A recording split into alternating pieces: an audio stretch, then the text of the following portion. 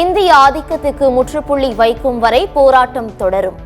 தமிழை அழிக்க நினைக்கும் ஆதிக்க மொழி எதுவாக இருந்தாலும் அனுமதிக்க மாட்டோம் என முதலமைச்சர் ஸ்டாலின் திட்டவட்டம்.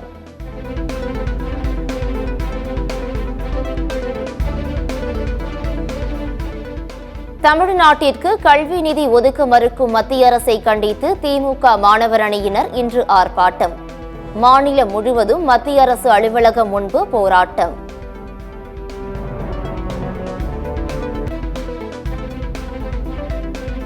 கோவை வடக்கு தொகுதி அதிமுக எம்எல்ஏ அம்மன் அர்ஜுனன் வீட்டில் லஞ்ச ஒழிப்பு போலீசார் சோதனை. வருமானத்துக்கு அதிகமாக சொத்து சேர்த்ததாக வழக்கு.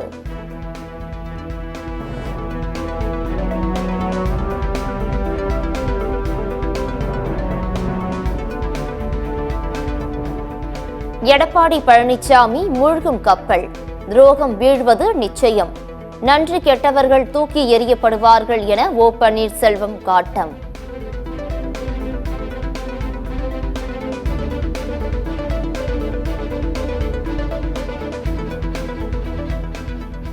முதலமைச்சர் மு.க. ஸ்டாலின் தலைமையில் தமிழக அமைச்சரவை இன்று கூடுகிறது. அடுத்த மாதம் தாக்கல் செய்யப்பட உள்ள தமிழக பட்ஜெட் குறித்து ஆலோசனை.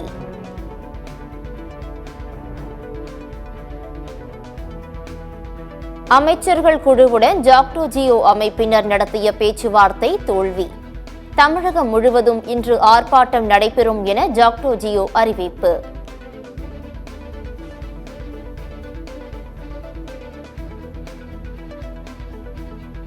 ஜாக்டோ ஜியோ போராட்டத்தில் 11 லட்சம் அரசு ஊழியர்கள் பங்கேற்பதாக தகவல். தமிழகம் முழுவதும் அரசு அலுவலகங்களில் இன்று பணிகள் பாதிக்க வாய்ப்பு.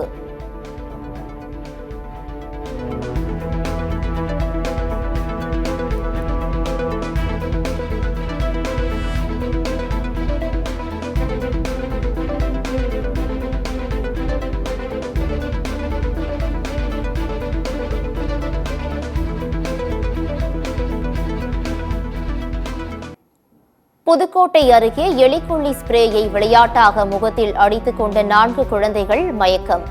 பாதிக்கப்பட்ட குழந்தைகள் அரசு மருத்துவமனையில் சிகிச்சை.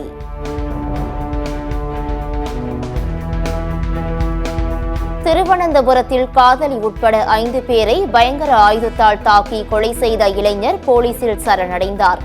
போலீசார் விசாரணை நடத்திய போது மயக்கம் அடைந்ததால் மருத்துவமனையில் அனுமதி.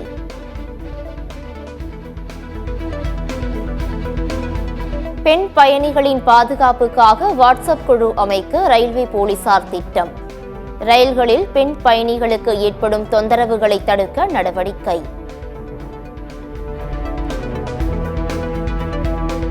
தமிழ்நாடு குழந்தைகள் உரிமைகள் பாதுகாப்பு ஆணையகத்தின் தலைவர் உறுப்பினர்கள் பதவிகளை நிரப்ப 3 மாதம் அவகாசம். சென்னை உயர்நீதிமன்றம் உத்தரவு.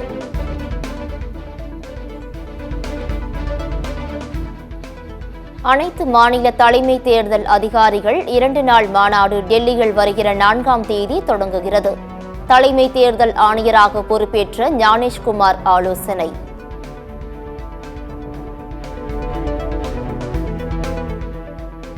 மத்திய பிரதேசத்தை போன்று ரயில் சேவைக்காக மற்ற மாநிலங்களுடன் மின்சாரம் கொள்முதல் செய்ய திட்டம். ரயில்வே அமைச்சர் அஸ்வினி வைஷ்ணவ் தகவல்.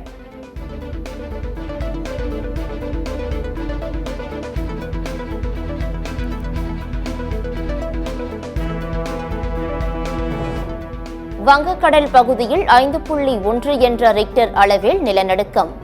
மேற்கு வங்கத்தில் லேசான நிலநடுக்கம் உணரப்பட்டதாக தகவல்.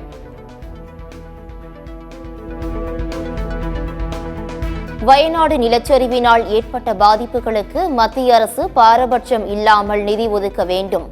பிரதமர் மோடிக்கு வயநாடு எம்பி பிரியங்கா காந்தி கோரிக்கை.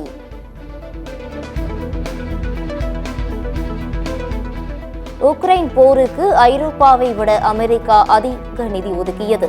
$300 பில்லியன் நிதி ஒதுக்கப்பட்டுள்ளதாக ட்ரம்ப் தகவல். வங்கதேசத்திற்கு எதிரான சாம்பியன்ஸ் டிராபி போட்டியில் நியூசிலாந்து அணி வெற்றி. அபார வெற்றியுடன் அரையிறுதிக்கு முன்னேறிய நியூசிலாந்து அணி.